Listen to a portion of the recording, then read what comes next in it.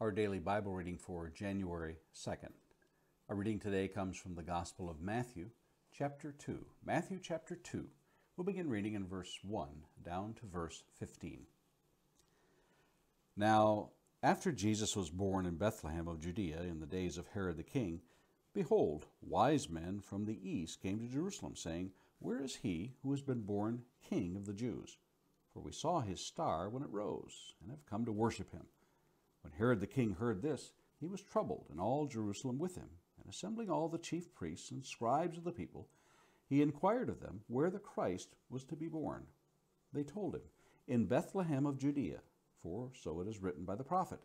And you, O Bethlehem, in the land of Judah, are by no means least among the rulers of Judah. For from you shall come a ruler, who will shepherd my people Israel. Then Herod summoned the wise men secretly, and ascertained from them what time the star had appeared. And he sent them to Bethlehem, saying, Go and search diligently for the child. When you have found him, bring me word, that I too may come and worship him. After listening to the king, they went on their way. And behold, the star that they had seen when it rose went before them, until it came to rest over the place where the child was. When they saw the star, they rejoiced exceedingly with great joy.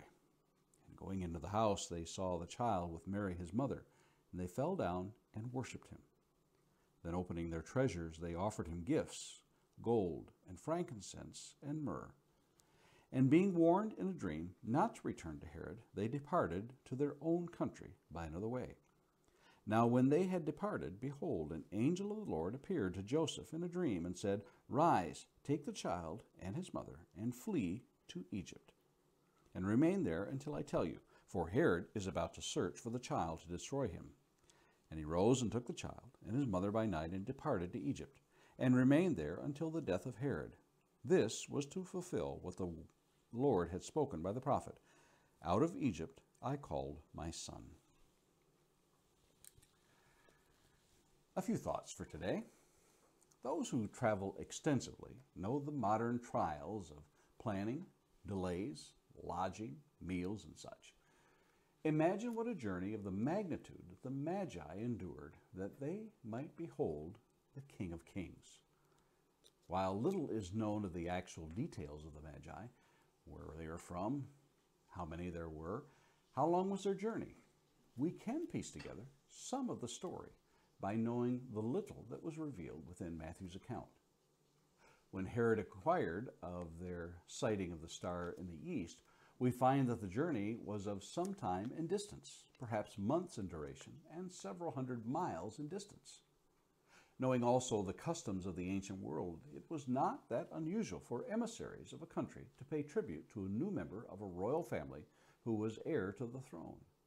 It was considered a great honor to bestow gifts on the heir apparent to the throne.